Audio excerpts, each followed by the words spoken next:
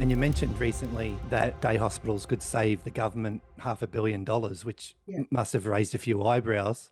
Yeah. Can you please drill down into that and explain that Yes. situation?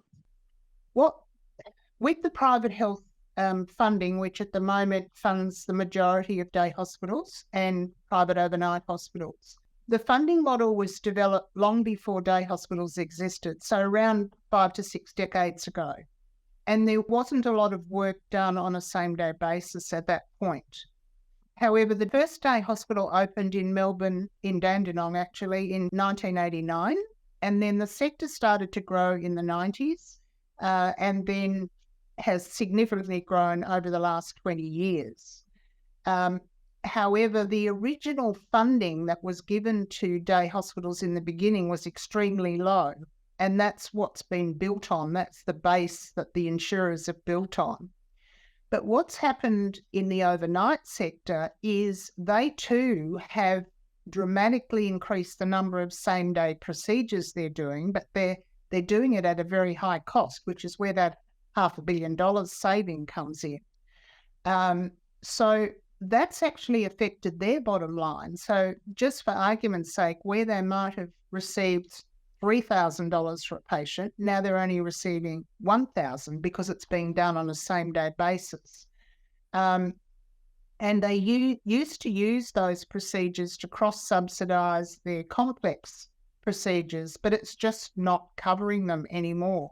So obviously the funding model for both parts of the sector is broken.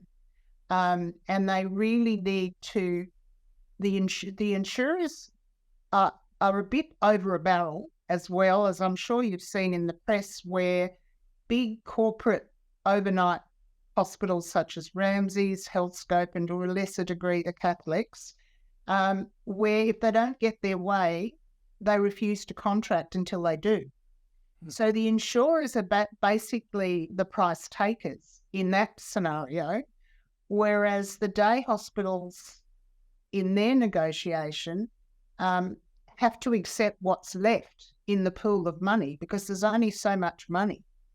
So that's why I think this health check is so important. And recently we released a document called The Fork in the Road, which literally says, unless we do something, we are in danger of losing possibly the day hospital sector altogether and some of the private sector. We've seen 49 day hospitals close since 2019, but on the other hand, we've seen an increase in people still building day hospitals because they know this is the future. We've also seen around 20 overnight hospitals close. But what's happened in that whole decades that I explained, the overnight hospitals have overcapitalised on theatres and beds to a certain degree. So they're accommodating in their hospital operating rooms all those same-day patients, a lot of whom could be accommodated at a much cheaper cost and probably a better outcome in the day hospital sector. And as you would know from your own patient experience results, I think the report I got this year, 96% satisfaction and patient experience is, I think, something that the overnights would not be able to demonstrate.